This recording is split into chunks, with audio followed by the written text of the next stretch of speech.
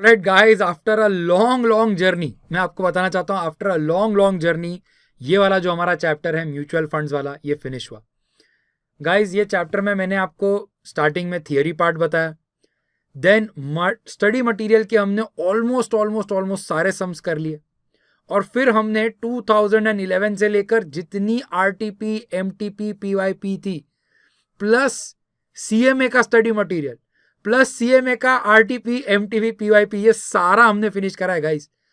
I hope कि ये सारी चीजें जो मैंने आपको समझाया वो आपको अच्छी तरीके से समझ में आई। If there is any doubt, any conceptual flaw that you are facing, please don't hesitate to book a video call session and talk to me. I believe कि जितने सम्स मैंने आपको कराए हैं, इसके बाद I am very sure exam में कुछ नया नहीं आएगा। जो भी होगा वो या तो इसी फॉर्म में होगा, या तो इन्हीं फॉर्म्स से बनाया गया कोई नया फॉर्म होगा।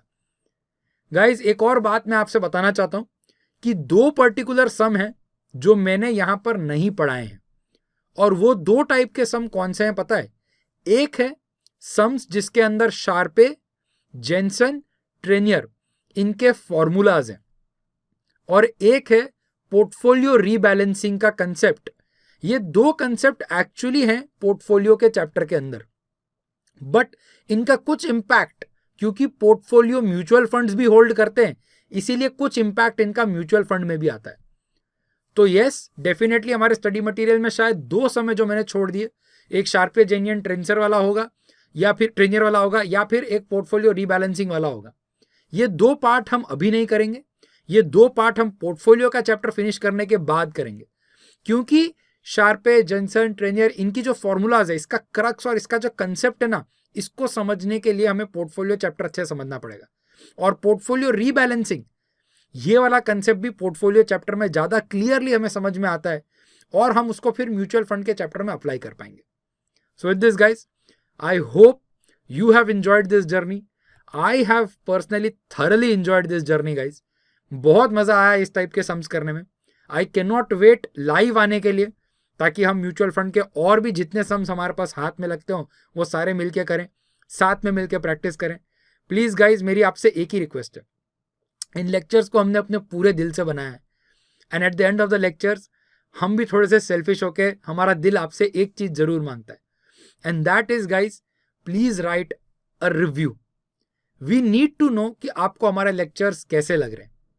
Are you able to understand? Are we able to make an impact on your learning, in your life? Are we able to do or not that?